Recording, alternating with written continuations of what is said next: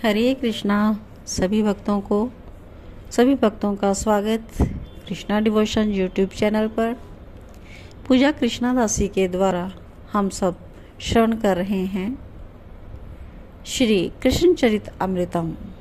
और पिछले एपिसोड तक हमने श्रवण किया कि यशोदा मैया को कान्हा मना लेते हैं मथुरा जाने के लिए, लेकिन मैया का हृदय इतना सरल नहीं है कि वो कान्हा को एकदम से भेजने में राजी हो जाए।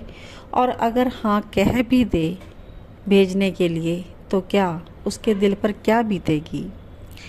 तो आज का एपिसोड इसी बात को इंगित करेगा। आज का एपिसोड भाग 181 और शीर्षक है यशोदा के हृदय में वज्रपात। आइए श्रवण करते हैं। श्री राधा से मिलकर रात्रि में नंद भवन में पहुंचे थे कन्हैया और मैया को पुकार रहे हैं, मैया मैया। मैया ने देखा मेरा लाला आ गया और देखते ही आंसू पोंछ लिए। और जैसे ही कपाट खोलने गई तो यशोदा पूछती है, मिल आया राधा से? हाँ, बस इतना ही कहा कन्हैया ने। कन्हैया कहता है, मैया तू सोई नहीं?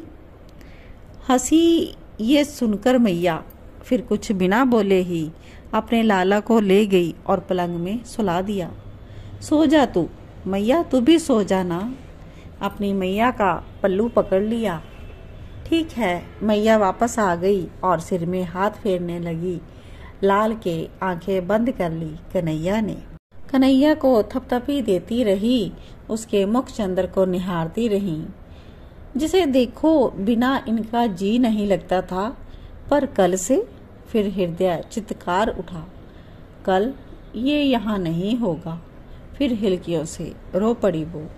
अश्रु की धार बह चली। इतना ही होता तो भी कोई बात नहीं, अश्रुओं को तो पोंछा जा सकता था, पर वो हृदय की चीख वो बाहर आ रही थी। मैया को उठना ही पड़ा। ना उठती तो उसका लाला रुदन सुनकर उठ जाता। अपने मुंह में साड़ी का पल्लू दबाए वो भागी वहां से। घड़ी भर ही बीता होगा कि कन्हई के कानों में सुबकने की आवाज गई। उठ गए कन्हई। इधर उधर देखा, मैया नहीं है पास में। एक बार आवाज लगाई, 2 बार मैया मैया, पर कोई उत्तर ना मिला। कुछ देर तक रुक कर सुनने की कोशिश करते हैं कन्हई की सुबकने की आवाज किधर से आ रही है। तो जिधर से आती थी वो उस और बड़े। ओहो, मैया एक कोने में बैठी है। कन्हैया ने देखा और साड़ी का पल्लू मुंह में ठूस के हिलकियों से रो रही है। देखा कन्हैया ने। वो स्तब्ध खड़े रह गए। मेरी मैया। फिर दौड़कर पास में गए। ये क्या है मैया, ये सब क्या है? कुछ नहीं। तू सोया नहीं? साड़ी का पल्लू मुंह से हटाकर तुरंत आंसुओं को पोंछकर यशोदा मैया कहने लगी। कन्हैया ने पूछा, तू रो रही है, पर क्यों रो रही है मैया? नहीं, मैं नहीं रो रही। तू जा रहा है ना कल? मैं रोऊं भी नहीं। तू मेरा सब कुछ है, मेरा लाला, मेरा कन्हैया, मेरा कान्हा। तू चला जाएगा, सोचा है तैने? तेरी ये बुढ़ी मैया कैसे रहेगी? मैं तेरे बिना कैसे जीऊंगी? तू ही मेरा सब कुछ है। चीख उठी। कुछ देर कन्हैया भी शांत रहे, वो भी नहीं बोल सके। कन्हैया ने कहा फिर चुपके से, फिर तू कहे तो मैं ना जाऊं मथुरा? क्या कहा? बोल, फिर क्या कहा तैने? मैया ना जाऊं मैं मथुरा। कन्हैया ने मैया के मुख की तरफ देखते हुए बोला।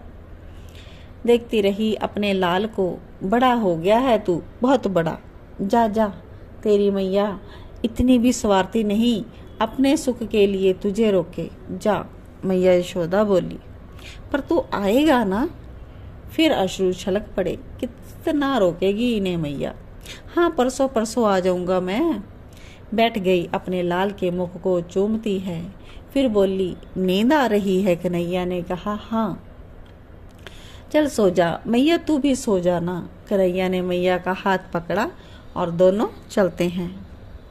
मैया लेकर गई, फिर पलंग पर सुलाया, बगल में स्वयं लेट गई, नेत्रों को बंद कर दिया, उंगलियों से घुंघराले केशों को सहलाती रही, मुख चंद्र को निहारती रही।